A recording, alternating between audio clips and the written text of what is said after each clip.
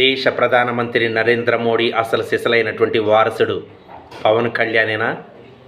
అవునంటున్నాయి విశ్లేషక వర్గాలు. ఎందుకంటే మహారాష్ట్రలో జరుగుతున్నటువంటి ఎలక్షన్ సందర్భంగా అతని యొక్క ప్రచారం అనేది అత్యంత శక్తివంతంగా, చైతన్యవంతంగా కొనసాగడం అనేది యావత్ దేశం మొత్తం చూస్తుంది.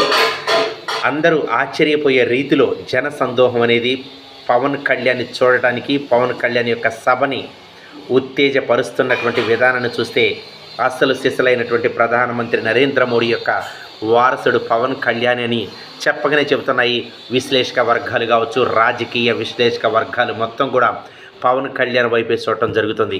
మహారాష్ట్రలో ఏ పార్టీ గెలుస్తుందో కూడా చెప్పక తప్పదు.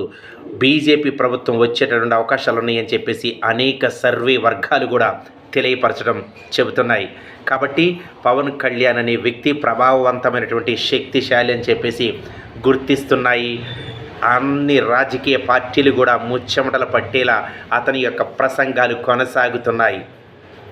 మహారాష్ట్ర ఓటర్ల మొత్తం పవన్ కళ్యాణ్ ఛత్రపతి శివాజీ అడుగు జాడల్లోనే నడిపిస్తాడు పార్టీని, అతను చెప్పినటువంటి పార్టీకి మాత్రమే ఓటేయాలనేటటువంటి భావనకు వచ్చారని చెప్పేసి కొన్ని విశ్లేషక వర్గాలు మరి చెప్పటం, భావించటం అనేది జరుగుతుంది. ఎంత ప్రభావవంతమైనటువంటి మీటింగ్ కావచ్చు, ప్రభావవంతమైనటువంటి స్పీచ్ కావచ్చు, పవన్ కళ్యాణ్ యొక్క క్రేజ్ సొంత రాష్ట్రాల్లోనే కాదు మహారాష్ట్రలో కూడా అతని యొక్క క్రేజ్కి యావత్ రోడ్లు మొత్తం జనసంద్రంతో నిండిపోయాయి అనటలో ఎంత మాత్రం కూడా మనం సందేహించాల్సినటువంటి అవసరం లేదు. ప్రతి వీధి కావచ్చు, ప్రతి స్ట్రీట్ కావచ్చు జనసంద్రంతో నిండిపోయింది.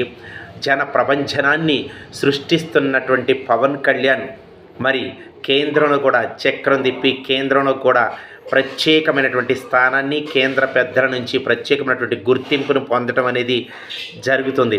యావత్ దేశం మొత్తం అతని వంకే చూస్తుంది. చూద్దాం ఎలక్షన్ల ప్రభావం ఎలా ఉంటుందో. ఓకేనా ఫ్రెండ్స్?